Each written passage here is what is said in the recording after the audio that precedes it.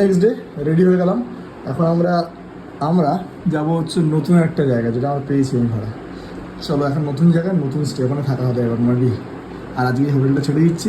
এখন ওই হোটেলটাতে, হোটেল না, ওটা হচ্ছে আমার বিগত দিনের রেসিডেন্স বলতে পারো, অ্যাড্রেস। সো দেখা যাক কী এক্সপিরিয়েন্স লুকিয়ে আছে ওখানে। বেরিয়েছে হচ্ছে একটুখানি বাসনপত্র কিনতে হবে আমার। রুমটার মধ্যে রান্না করার জন্য কিছুই নেই, আছে যদিও, আর যারা আছে তার সাথে তারা একটু অত্যন্ত ছেলে।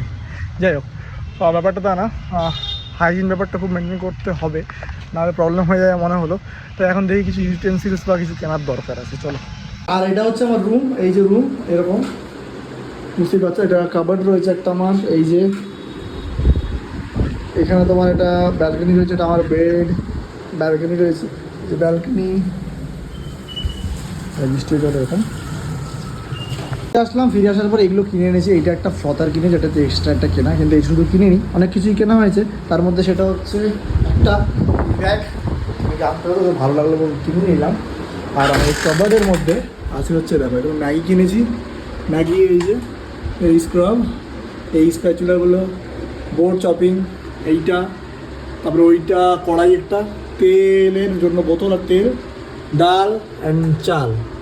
হ্যাঁ, তার সময় আমরা কী বলে তেল মাংস নিয়ে এসেছি, আর ভুলে গেছিলাম ডিম আনতে, তো সুইগি করে দিয়ে ডিম আসছে। So far so good. ও আরেকটা জিনিসও কিনেছি, এইটা এক্সটেনশন কর্ডটা, কারণ আমার যে এক্সটেনশন কর্ড ছোটো হচ্ছিলো, আমার বিছানার মাথার দিকে যাচ্ছিলো না। তো এটা একটা ব্যাপার। রান্নাঘরে রান্নাবান্না করবো, আমাদের এই রুমের মধ্যে মোটামুটি ফ্রিজ, ওয়াশিং মেশিন সব কিছুই রয়েছে।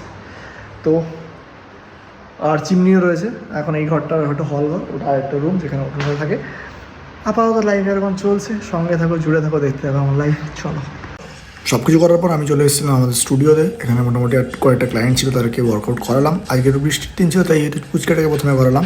তারপরে আজকে একটা ইভেন্টের জন্য আমাদের এই ইয়োগার সেশনগুলো চলছিল। তো আজকের ভিডিওটা শেষ করছি, দেখা হচ্ছে পরের ভিডিওতে। টাটা, সঙ্গে থাকো, জুড়ে থাকো, চলো।